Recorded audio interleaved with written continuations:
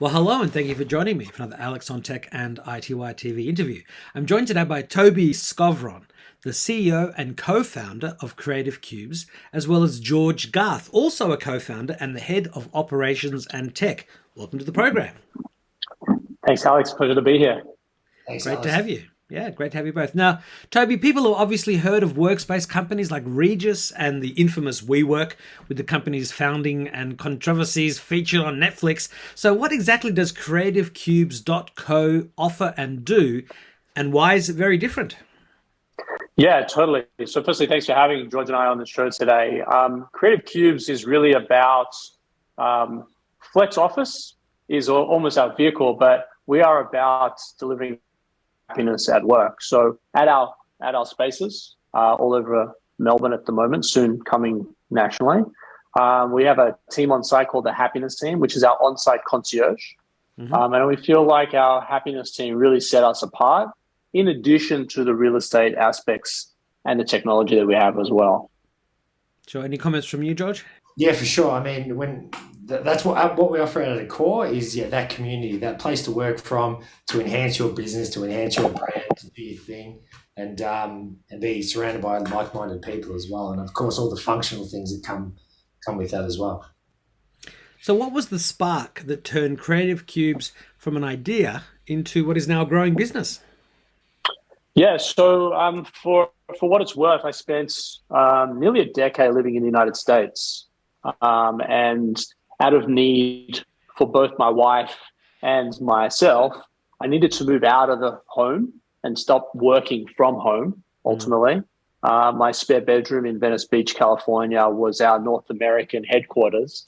But ultimately, I needed to move out of the home because, I really wanted to compartmentalize my day. And so I moved into a co-working space in Santa Monica, California. And it was there where I, as an entrepreneur, but not exclusively, really came alive as as a businessman and as someone that really wanted to make a positive impact on the businesses that I was working in.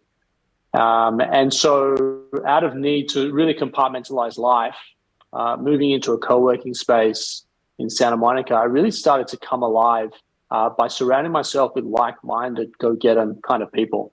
Travis Kalanick, who founded Uber, was in the space. Evan Spiegel had a spillover office for Snapchat. And me, I just had a two-person private office for me and my dogs when they wanted to come to the office. So really what sparked that was, as an entrepreneur and as a small business owner, on the venture that I was in, I was actually really isolated and lonely. Despite having an amazing family, a beautiful wife, now I have kids. But, on the business front, I was really lonely. There wasn't a lot of people that could relate to what I was doing, at least not from my spare bedroom or my kitchen table. And so immersing myself into this community of like-minded people really lit me up as a human being and as a professional. And I successfully exited my business in the United States. And on coming home, I turned to my wife and I said, I want to do for people, specifically in Melbourne, Victoria, but soon to be Australia, what was not there for me. And I my parents said that as a kid, Tobes, if I put my parents' hat on, I want to do for you what my parents couldn't do for us. And I say the same thing for my kids. I wanted to be around and do stuff for my kids that my parents couldn't do for me. However, if I take my dad hat off and put my entrepreneur hat on, Creative Cubes is an ecosystem and an environment that allows people to firstly be themselves, but ultimately network, grow their business, wow their customers with awesome spaces and places to meet, and really build relationships with like-minded professional people. So I think the catalyst was I just didn't want what happened to me to happen to others.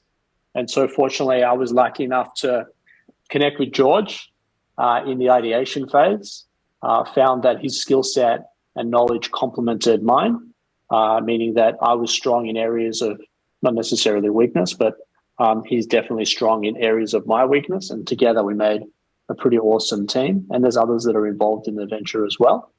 But ultimately the spark was trying to do for others what was not there for us. Yeah. Well, what a great story. Not many people can say they're founders of Uber and Snapchat with their, you know, co-working space mates. I know you said it was That's the right. overflow office, but he must have come in there, and that obviously is a very positive vibe. And yeah, that's one of the things that people would have missed out on during the pandemic when they were forced to stay at home and use the spare office as a bedroom. But you know, we're kind of out of that now, more or less. We're blossoming again, and I've been to a lot of different events Well, myself. you could say that we're out of it, but I think the habit of being able to work in a flexible way is Mm. actually the new way to work, right? Yeah, And so absolutely. while governments may not be mandating us to stay home and work from home, a lot of people physically don't want to work at home anymore. Mm. It's encroaching on their life. It may be encroaching on relationships. It's definitely not a place and a space to meet your clients. If you're a small business owner, you want to meet them in a professional environment. Yeah. And so while mandates aren't here, life as we know it from a work perspective has definitely changed. And I think it's changed for the better. Yeah, it's not just about work from home. I mean, I've been to various Zoom, events where people talk about this, how the work from home is here to stay, and to some degree it is. People are quite happy to be at home for some of the time, but you need to get out, and it's really about working flexibly, working from anywhere. And I mean, as someone who's been using wireless technologies for 20 years and working for organizations that didn't have actual offices, I know what that's all about. But for most people, it's still something new. And I have from time to time been in various co-working type spaces, and they're always, usually interviewing somebody who's in a co-working space, and it's always, to me, been a very alive environment and very cool. And normally part of the issue, I guess, has been cost. Not that I looked into it too deeply, but probably George, you can explain some of the technical aspects. What are some of the technologies that are inside Creative Cube spaces? What are the internet speeds? What are the Wi-Fi standards? You've got the happiness team, but is there also a tech support team that helps people? To both of you, what's more on the suite of products and services and benefits that you offer in situ? Yeah, for sure. I can explain that. So look, if you look at our floor plate or even our revenue, we're really in the private office game. A high percentage of what we do is private offices. But of course, with that, we have dedicated desks, open plan desks, hot desks, accompanied with meeting rooms, event spaces, studios. We've also got an on-site cafe as an amenity, and of course, all the other community amenity that comes with it. And all that's sort of out of the box, so to speak, right? So our members have their monthly rate, and all those things come as part of it. Of course, high speed fiber internet is like oxygen for any business.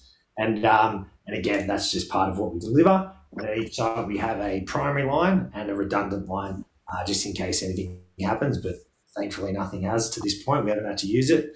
I've also spent a lot of time designing our network. When we first set out setting up the physical space as well as the tech space, we knew that we would be accommodating anyone from that one person up to those big corporates of 30, 50 plus. So we wanted to make sure we had a really obviously fast and strong network, but secure and private as well. So spent a lot of time designing that. For a bit of detail there, each one of our member teams is put onto their own VLAN, virtual local area network.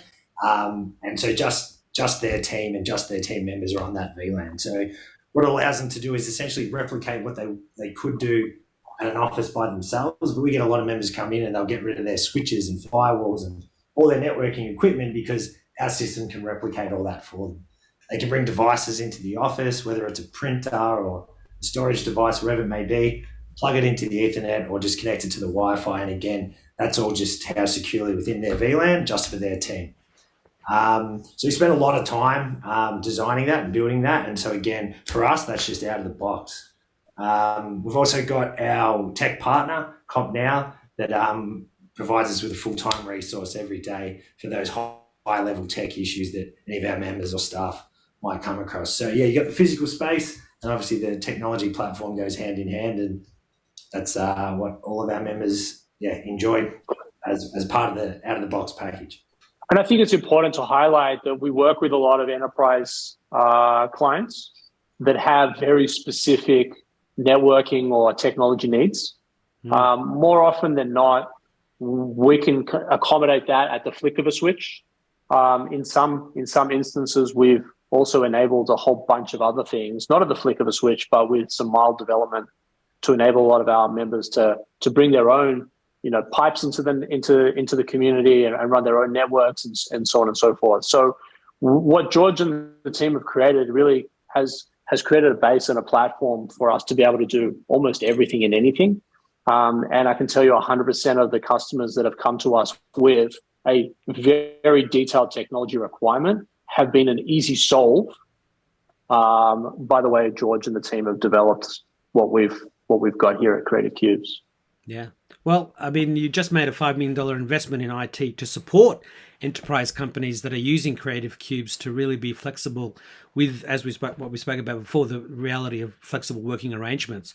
So, this enterprise focus is something that I believe is new, but it's something you're really focusing on, especially as we hear about companies downsizing their CBD spaces. You hear about Melbourne CBD being a ghost town because companies don't want to go back there, but they still need people to be working outside of the home environment, in a distraction-free way, but also in a inspired kind of way. So tell us more about this investment, which is obviously major. Yeah, look, it is a major investment, but I think that it's a sign of the times, right? So while we are hyper-focused on delivering to everyone and anyone that comes through our doors, what we are seeing today is a lot of larger companies are coming to us. As you articulated, Alex, that they're downsizing their corporate HQ. Their staff are a lot happier working local, living local, and being local. And we're able to do enterprise deals where it might be a company of 100, but they've got 100 seats across the network. They can log in via our app, able to book their spaces and places, book their meeting rooms, etc. But then equally, we're able to support their ISP needs.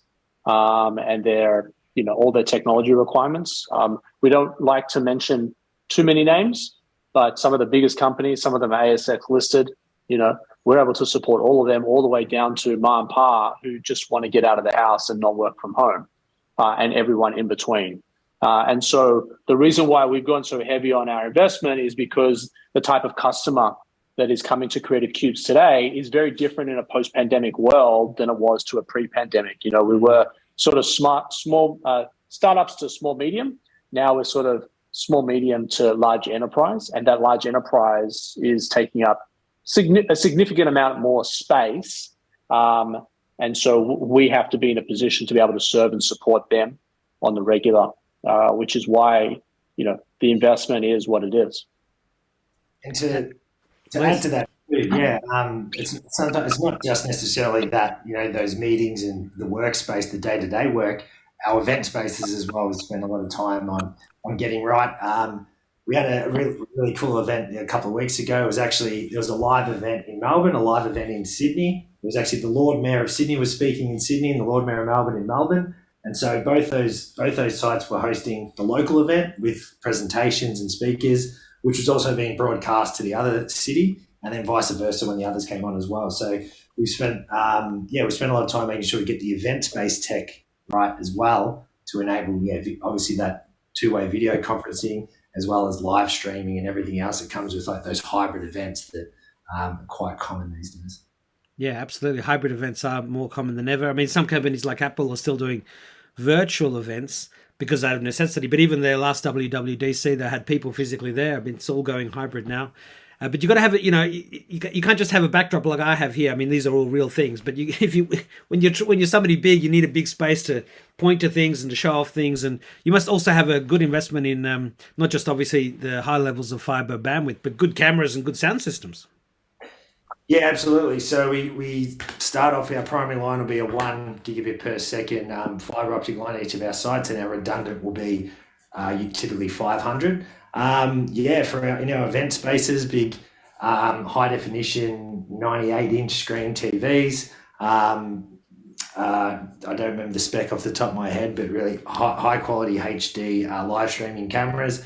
And we spend a lot on quality of the sound as well. That's got a bunch of technology that sits behind it for echo cancellation and to allow someone to talk into a video conference, allow people to actually hear it in the space, and then of course talk back into the video conference from within the space as well. So when it comes to event space tech, we certainly we've ramped up the tech there. And then, as standard in most of our meeting rooms, we'll have like Logitech meetups and other audio devices for video conferencing there. Logitech rallies in some of our bigger boardrooms, and as we go, we're actually exploring some new technology at the moment to put into some of our smaller meeting spaces as well. So, video conferencing, I think, is actually since pre-pandemic has increased more than like 20-fold since pre-pandemic. So there's plenty of use cases for video conferencing in all of our space now. Yeah, I remember in the late 2010s, Cisco was talking about how by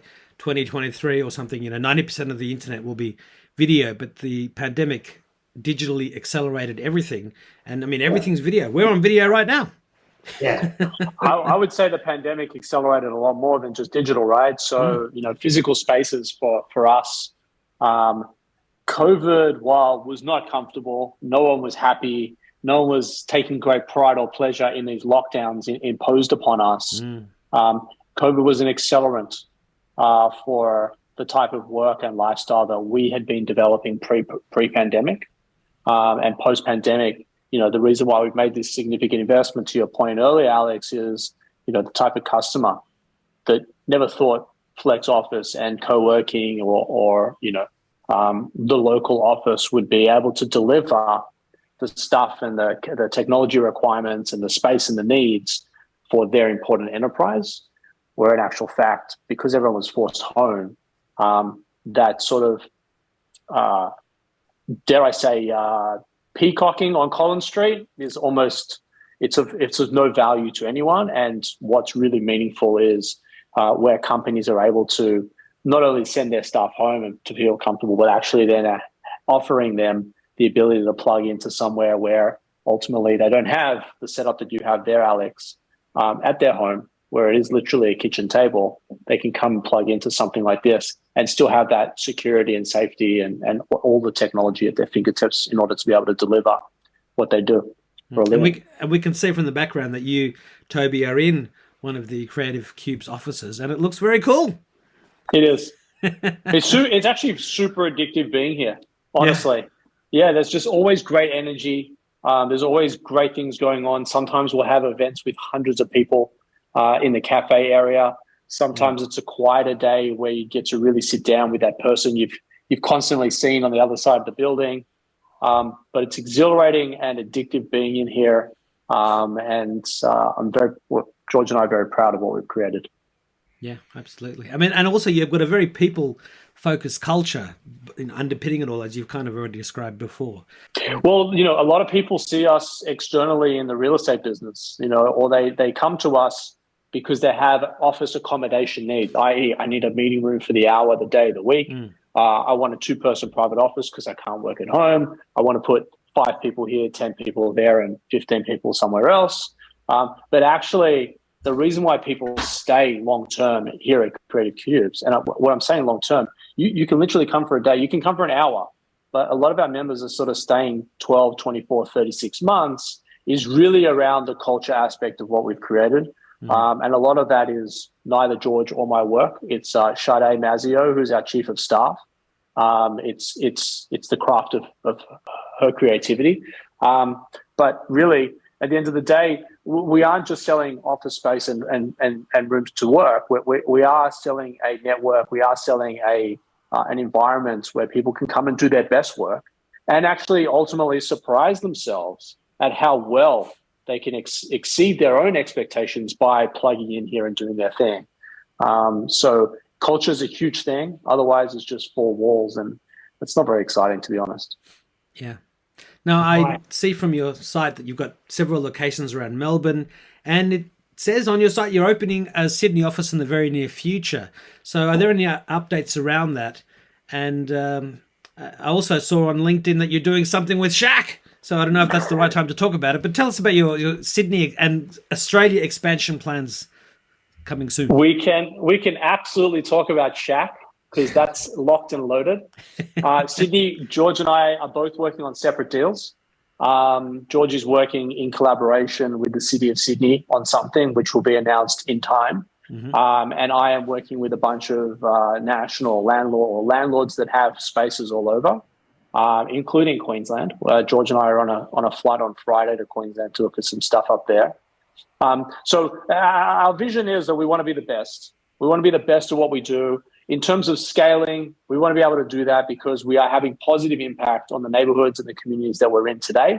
And we feel like we have the bandwidth, means and ways to be able to deliver more around pockets and communities throughout Australia, including Sydney and Queensland and other states. But our focus is not scale. Like, we don't want to be the biggest guys in the jungle. We just want to be the best at what we do. And if that means we can get to 20 locations across the country, great. If it means we can scale to 50, that's great. But if we start to fray at 25, then 25 is where we stop. So that's the vision for how far we're going. In terms of like, what's up with Shaq? It's a very long story. And without going into too much detail, because I want to keep your viewers today entertained and bored, the big man himself, 7'1", size 22 shoe, he's coming to Creative Cubes August 24, which coincidentally happens to be, if you're in California, and that's a place that's near and dear to my heart. I noticed that you're Northern California with Apple. I'm Southern California with the Lakers. 24th of the 8th, or 8/24, is actually Kobe Bryant Day. Nice. It's a declared holiday in California. And if you mention Kobe, you always mention Shaq in the same sentence. Or if you mention Shaq, you always mention Kobe. I don't know how it happens. I've got goosebumps like just pumping through my jumper here right now. But on the 24th of the 8th, Kobe Bryant Day, Shaquille O'Neal will be at Creative Cubes. And a lot of people don't realize that not only did Shaq have an incredible career on the court, but actually off the court has had tremendous amount of impact in local communities, in his own communities, spread out throughout the United States. He is a philanthropist. He's a businessman. He's an incredible athlete. And so we plan to sit with him in front of a couple hundred people that will be invited along on that day to learn more about stuff away from the basketball court. There will be some basketball in it, but around business lessons. He was an early investor in Google, as a great example. Really? He passed on the investment to invest in Starbucks because he didn't think that his community ate or drank coffee. And he kicks himself over it. While he was an athlete, he was endorsed by Reebok, but he terminated his agreement with Reebok to start his own brand to sell his own shoes at Walmart, because that's where his people will be able to buy it from. Yeah. And the people that looked up to him. And so there's a gazillion lessons. I'm really excited because, you really, no different to the Kalanick's and the Evan Spiegels of the world, you really want to surround yourself with like-minded professional people. And I don't think, one, they come any bigger than Shaquille O'Neal. But two, I'm also don't think they come more successful either, right? Like, this guy is incredible at what he does, whether he's selling pizzas, cruises, shoes, investing in Google. He invested in a friend of mine's business, Ring, the doorbell business. I've got a couple of Rings on my property at home. He's doing some incredible things, and he calls himself the CFO, which is neither a title George or I hold, but Chief Fund Officer as opposed to Chief Financial Officer. Yeah, and we just want to learn. Yeah, we just want to learn. And so we have that privilege, thankfully, through the relationships that we hold near and dear to ourselves, of having him stop through Creative Cubes. Sure. Which it's one of the Creative Cubes locations in Melbourne, I guess. It's probably all top secret, but it is. Yeah. But I've seen some of his talks on Instagram. People have put snippets up there, and talks about how he's not giving his kids anything; they've got to earn it. That like he had to earn it, and very inspiring stuff. I mean, we've seen him on TV and some of those ads for one of the betting companies, which are always very entertaining to see, and have been on high rotation. Just imagine what I can do with two hands, he says, Correct. It's it with one. But so he says to his kids, no degrees, get no cheese, which means you're not getting my money unless you've got your degrees. Yeah. And I love that. As a father, I plan to leave a ton for my kids, but actually I don't intend to just give them everything. Yeah, they've got to earn it. They've got to go out there and prove that they can, stand on their own 2 feet and do their thing. And I think that Shaquille's outlook on that is awesome, and easy come, easy go. I think George and I have had this conversation. it takes the first gen a lifetime to build the legacy, only for second or third gen to completely blow it, right? Yeah. And Well, so we've heard that so many times. that's In right. life, yeah. So back onto the real estate side of things. I mean, that's something called prop tech, right? Can you explain what that is for people who don't know? Yeah, look, so probably prop tech is an area much like fintech, but relating to property, real estate, and ways to leverage IT to better manage the space, better analyze how it's used, and essentially give access to people to better use the space. And on our level, we consider ourselves, let's say, more of like the hotelier of that space, more so than, let's say, the landlord of the space. But certainly using all that technology to enhance and analyze and better use our spaces, whether it's something as simple as our members portal booking meeting rooms. We've now got part of the app you can book in your the EV charges in the car park. But we actually we analyze our Wi-Fi data and our security data to understand better how people are moving around the space, how people are using the space, from the type of data that they're actually using, the times of day they're there, and that sort of type of thing as well. So we try and pull all that together in the behind the curtain. There's a bunch of things going on, but in front of the curtain for our members, it should be as simple as really just downloading the app and starting to use the space. And so, I'm looking forward to seeing the Sydney office when it opens, the first one. I'm sure there'll be a number of that over time. And look, next time I come to Melbourne, I'm going to have to pop into one of the creative cubes, pay the $39 for one day to check it all out, because I don't go down there enough. But what is a typical customer onboarding process? Obviously, it'll be different from me as an individual to someone who's an enterprise. But, what happens when they contact you and they'd like to, pretty much get going straight away? Yeah, absolutely. So, look, in a lot of cases, it's as simple as book a day pass, come on site, grab a coffee, open your laptop, and get working. But we do have, we've got companies that are sometimes making a big decision to, move their entire operation, their staff, and everything they do into our space. And of course, we have a very robust onboarding process to ensure that everyone understands how to use the space, how to get the most out of the space, and that type of thing. We leverage technology as much as possible. So from the time someone signs up as part of a team, they're getting fed information, stuff they're going to know for day one. Of course, their Wi-Fi login's a pretty straightforward one. The times and the way they can access the space, we're actually 24/7, 365, but secure access outside of business hours. And then, simple things like using the printer and OH&S concerns and all these sorts of things as well, right? So we leverage technology as much as possible to bring people as far along in that onboarding process as we can. But of course, there's no substitute for face-to-face. So companies can come in, they can book a time with our happiness team. They'll run through the induction process, make sure people, again, signed off on all those safety things, but as well as just understand what's the etiquette, what's the code of conduct about using the space. But then for the most part, once people are through that, then, like I said, their Wi-Fi credentials and their security card works at all of our sites, seamless integration when you travel from site to site. And then people get to working. They get introduced to their community around them, meet like-minded people, understand how to use the meeting rooms, maybe even book out the event space and, run a board meeting or a seminar for themselves or for our community. So, we certainly have a very robust onboarding for anyone from the one person who wants to use the space through to those big corporates that are maybe 30, 40 plus. I was just thinking that they've got, for your community events, you've got, TED Talks and TEDx Talks. I mean, have you got a CubeX catch-up or something? What do you call your community events? Well, there's so many of them, and we have a whole team dedicated to it. So it could be cocktails and cubes. We have groups come through like PwC that are doing lunch and learns.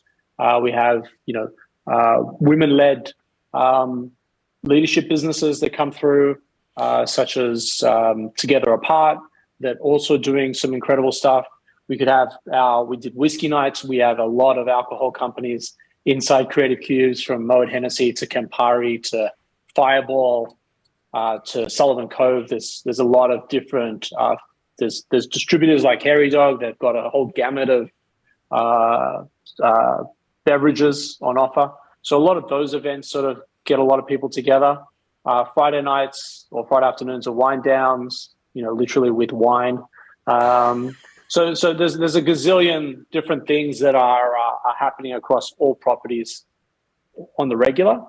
And like Shaquille O'Neal is a great example. These are the sorts of events that we're looking to do. We're looking to bring Gary Vaynerchuk, Gary V, out later this year to do something very similar around the NFT space and cryptos and all that sort of stuff, which I have no idea about. I think George has got a lot more nous than I do around it, but like it's stuff that the community is into. So we try to learn a lot about what the community is about and what they're after and what they're trying to do, and then we tap our networks and people that we're contacted with to bring out the top end of town to just have a chat.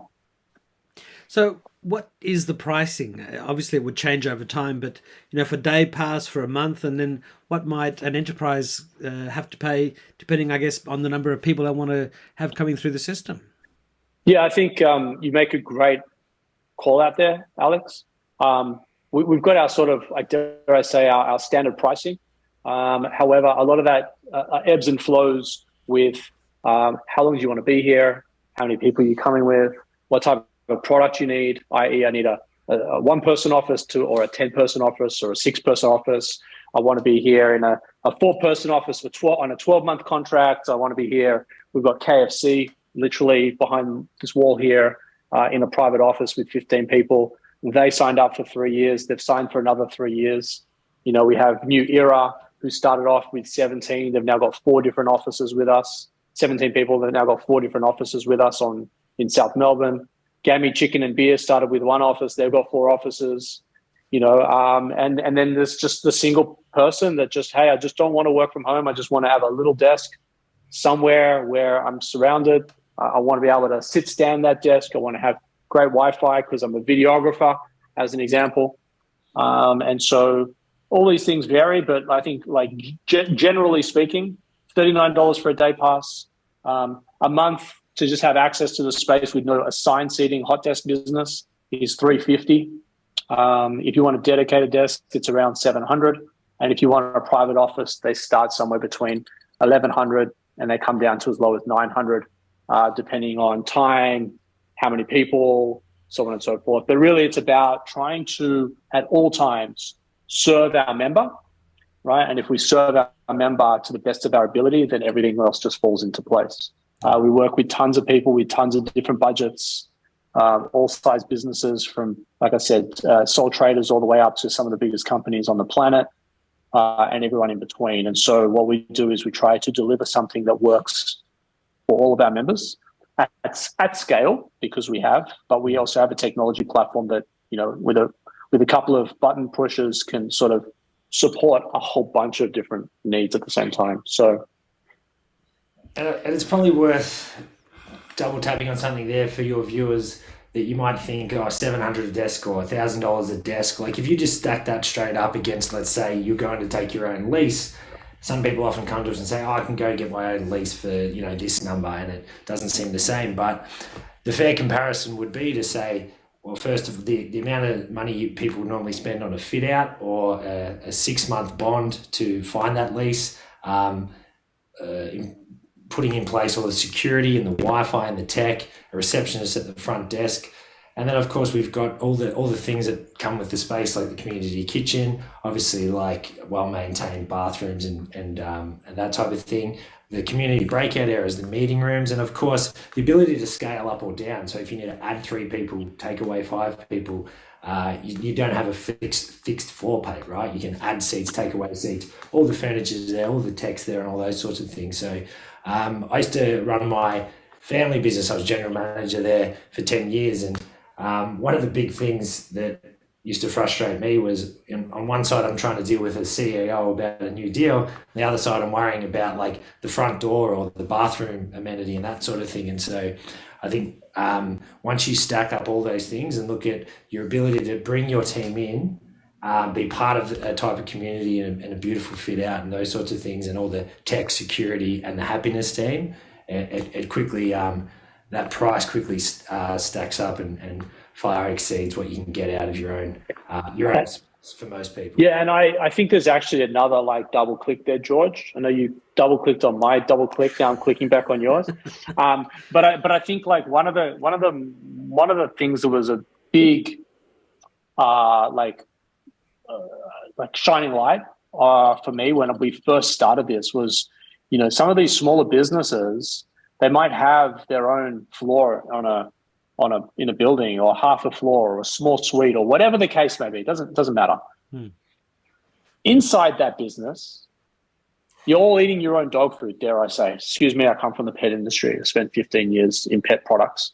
But you're all consuming the same thing, right? Here, you can consume your own thing in the confines of your own 2, 4, 10-person office. But when you step out, you're actually being inspired and uplifted and motivated by other people that are doing equally amazing things in a very distant industry, not even parallel to where you are, but like the same sorts of things are happening. And then I think the last sort of like, a great example, like I started a dog walking business after I exited my hard goods business because I was inspired by what Kalanick was doing with the mobile marketplace. And I was like, I wonder if I could do Uber for dog walking at scale, Los Angeles, Orange County, San Diego. And I did. We had 900 dog walkers. But if I was sitting in my own office doing my own thing away from the Kalannicks and the Spiegels of the world, would I have had that inspiration? Would that sort of had found its way to me? So that's one thing. The next thing is loneliness is a killer. Loneliness in any business, no matter how exciting your company is a killer. And I remember very, very early on, we had a very large company. Again, Sade's work. Sade closed this amazing account. And this company was quite large, but no one was ever in the office. And so they came to Creative Cubes, not because they needed the office space, because they could afford all the office space that they've got, right? It was not an issue for them. But they came to Creative Cubes because the people that were in the office could have been 1 or 2 people that day at any day of the week, right? Whereas that 1 or 2 people plugged into Creative Cubes is one of 180, 250, 500, 700 people on the floor in any one of those days, right? And so the loneliness aspect disappears because if I'm working in my office and I'm doing my thing and I just need to have some human interaction, you can literally step out, step into the kitchen, unpack your lunch, have something to eat, sit around a table with 20 other people, have a great conversation, make you walk away thinking about things differently. And then you go back into your space and you continue to drive your vision up and to the right? And so I think there's a lot more to this than just, it stacks up financially, but actually morale, energy, vibrancy, inspiration, like those are the things you generally can't buy. I don't care if you work at Facebook or even Apple. Some of those things, when you're consuming the same thing with the same people day in, day out, at some stage, love it or not, and want to be honest about it or not, it doesn't matter. Like that stuff becomes stale sometimes. Yeah. And so the vibrancy of our community really starts to present itself to a lot of those companies that are in those situations. Yeah, in this case, a very vibrantly created whole is greater than the sum of its vibrant parts. Amen. In this case. Yeah. Go on, George. Oh, no, I was just agreeing with you. Exactly right. It's great, much greater than some of its parts. Yeah, absolutely. I thought you were going to double click on my double click. Now, we briefly already talked about digital acceleration and how it was much more than just the tech side of things, but it accelerated life and it just accelerated a lot. But what are the COVID protocols that are still in place, given that we are in this post-COVID world that still has things for us to be worried about, or government things that we have to still, occasionally, they want us to wear masks, or is sanitizing still a thing? What's happening in Creative Cubes in that regard? Look, one of the main things, of course, that we've always kept in place is the level of clean. Or the type of clean, let's say. We always maintained a super high level of cleaning, of course, even pre-pandemic, but it's certainly got a lot more focus around all the things we've heard a million times before, those touch points, the handles, the walkways, and the buttons even on the list and lifts and that sort of thing. So I think that's something that's here to stay forever. When we went into lockdown, of course, there was some industries that were exempt from having to work from home, like people in the health industry and food supply, for which we did have a few members. And rather than essentially having to close the space and not giving those people a place to work, we left our doors while they were closed, still swipe accessible to those members that were in those industries. So even during lockdown, we were still sort of running a space on one cylinder. But part of that, of course, is being super strict and diligent about our health policy. And that's something for us that stayed in place as well. Like, simplest things like, do you feel unwell or have any symptoms? Even if it's not COVID, I think that's common workplace practice now. There's no more slugging it out in the office. If you feel sick, it's no. If you don't feel well, you stay at home. If you've got any directions to isolate, those sorts of things. Very strict health policy that's at the front door. The cleaning is going to remain in place. And look, just communication's key there too. So again, part of our tech stack, communicate with our members about anything they need to do or they're responsible for as an employer, or that we're doing as an initiative in the space. Just communicating that really well is important as well. So I think in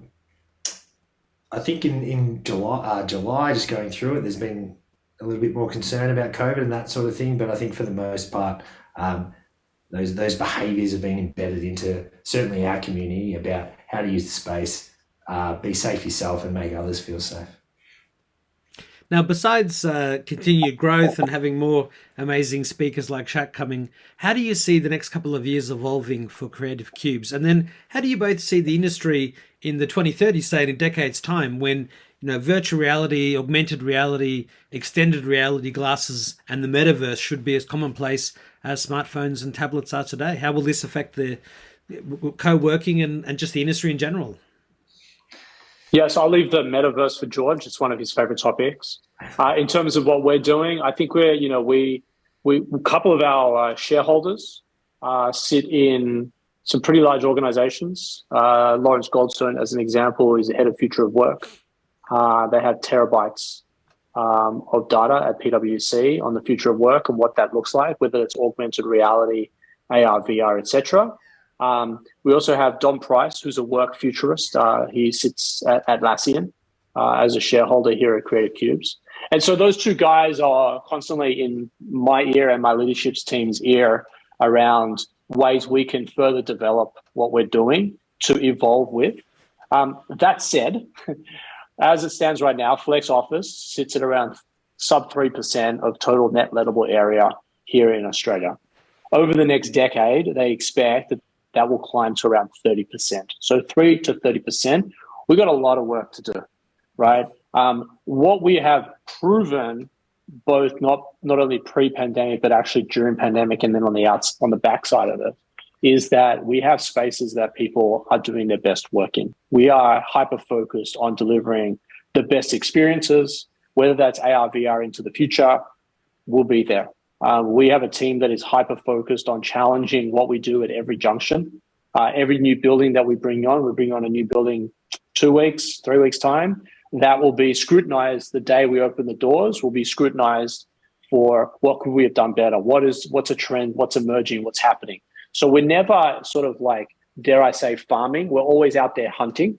And we're hunting to ultimately knock ourselves off a little bit, to undo some of the stuff that we've already put in place to further our efforts, our products, and our community well beyond. In terms of AR, VR, etc., the metaverse, we've got our eye on a bunch of technology that may or may not be ready for its moment in time today, but it's something we have in our R&D. We are being pitched left, right, and center to companies that think that we're already there. And while I think that in some neighborhoods on the planet, we might be there, such as New York, Los Angeles, Miami, London, I don't think with the densities that we have here and the population that we have here in Australia, we're ready for it as such. But we always have a keen interest in trying to continuously progress. I think the work, stay, and play, before this call, Alex, I'm dialing in from Hawthorne. You said you used to live nearby.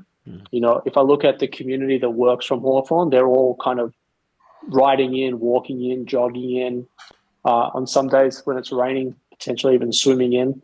But everyone's hyper local, right? Yeah. And so I think there's something to be said around sort of like that 15-minute city whereby Creative Cubes can embed itself at the epicenter of that, even if it is Hawthorne and not CBD style. And so I think wherever the puck is going to go, we are going to be. If I can use that as a hockey terminology, we are comfortable being uncomfortable when it comes to future product, future of work futurists, and the needs of our members. And George, with your peering into the metaverse future? Yeah, for sure. Look, I'm no more qualified than anyone else to talk about AR and VR, but I do find it super interesting and we talk about it a lot. Look, be naive to think that AR certainly isn't going to continue to creep into the everyday work life. I actually think Microsoft, more so than Facebook or any others, the faster they get it right, the faster it's going to be part of the everyday business world. So we're certainly keeping an eye on that, like Toby says, and skating to the puck. But look, my gut tells me that I think there's still ultimately there's no replacement for human interaction, right? Like physically, people have come to us for a day pass for an office, not because they needed to meet, because they just wanted to sit in the same room together so they could just talk and have that dialogue and that sort of thing. So while we certainly will incorporate the right technologies into what we do as appropriate, I still think that, like I said, human face-to-face, that it can't be replaced. Yeah, AR to me is going to be a much bigger thing than VR, because AR is an overlay on the real world, whereas VR cuts you off from the real world. So anyway, we're still at the very early stages as yet. Super early. Yeah, super early.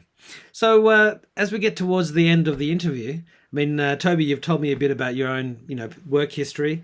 I don't know if there's anything that you want to add. Is there? And you also mentioned, George, that you were managing your, family's business.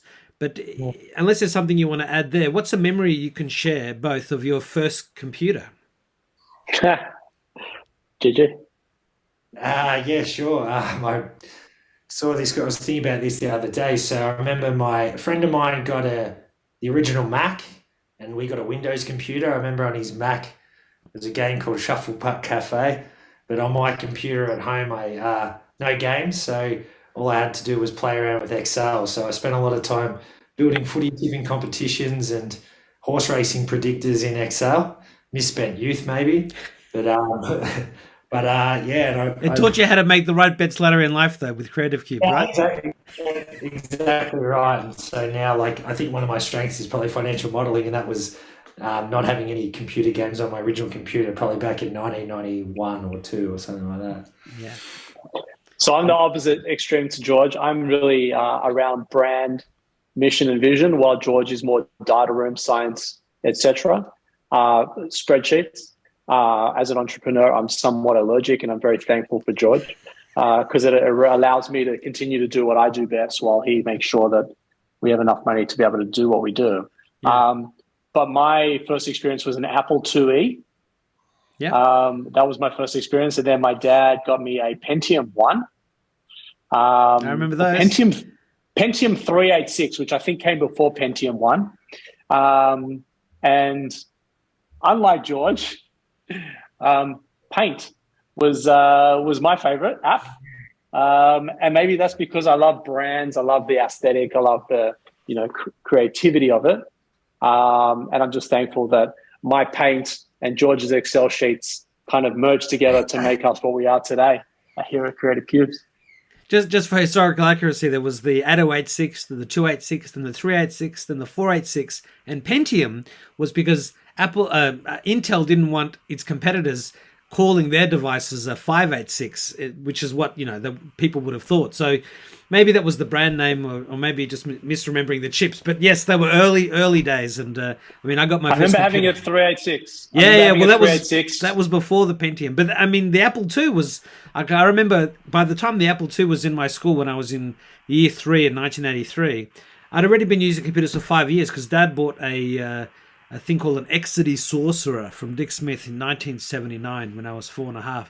So yes, all these early days. I mean, the kids of today, I don't think quite understand how good they've got it with today's technology and how primitive it was. Yeah, all the way back Unbelievable. then. So I was born in 1980, and yeah, I reckon we had our first computer maybe 1984, maybe 85, something like that.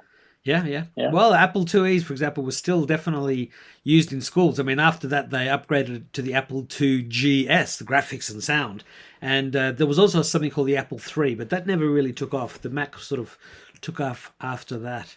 But yes. I think I even had a Lisa as well, like a Next Lisa or... Well, Lisa was 83. It was the year before the Mac. And it would have, by the time you were old enough to use it, it probably would have been already superseded by the Mac. But yes, Lisa was the Mac precursor. She was definitely around. Yeah, yeah, because I have a cousin called Lisa. Yeah, and it baffled me that we had to call this other computer a long time ago now. Yeah, my kids were born in 2012 and 2015. It blows my mind. Yeah, well, it's always fun to see those videos where you see young kids looking at like a cassette tape, and it's like, why does it go from this side to that side? And well, why do you have to turn it around? It's only got 60 minutes of music. You can't fast forward or skip instantly. Yeah, they just don't believe that sort of stuff. So to each of you, or to both of you, what is some of the best advice you received in life to help you get where you are today? I'll let you kick that one off, Tobes. So 2 ears, 1 mouth is probably the best advice, which is listen twice as much as you speak. And I think that when you're in a room with Shaquille O'Neal, for example, you don't want to be talking as much. You want to be listening and trying to soak up as much of those sound bites. And if you're not in a room with Shaquille O'Neal, but you're in a room with somebody else, even understanding and listening to your customer can really put you into a great place. And we take pride on listening twice as much as we speak to our customers. And we're able to build, like I had a great conversation the other day, George, I'm not sure if I've told you this, but one of our customers is a videographer that sits in the pink section in South Melbourne, has a big neon sign in his office, came up to me and said, "You guys are amazing. We got plugged into the Ethernet and we're getting gig one up and down in speed. It's just saved so much time. How did you guys know that?" And it's like, well, if you listen twice as much as you speak, you'll get the answers. Things up. Yeah. Yep. And George? I think one of the things that stuck years ago was, if something doesn't go your way or something goes wrong, if you're looking for external things as the cause, then you're always going to have a problem where it's most internal locus control, essentially. Like, what could you have done differently to make the situation different, to handle it different next time, and those sorts of things. And I think that sort of speaks to what Tobi's just said, right? Like, if things go wrong at Cubes, it's not about like blaming someone or looking outwards. It's like, how can we learn from this? How can we create a better product, a better experience, and that sort of thing. And I think all the leadership team and the whole business share that view as well. So that's probably one that's stuck over the years.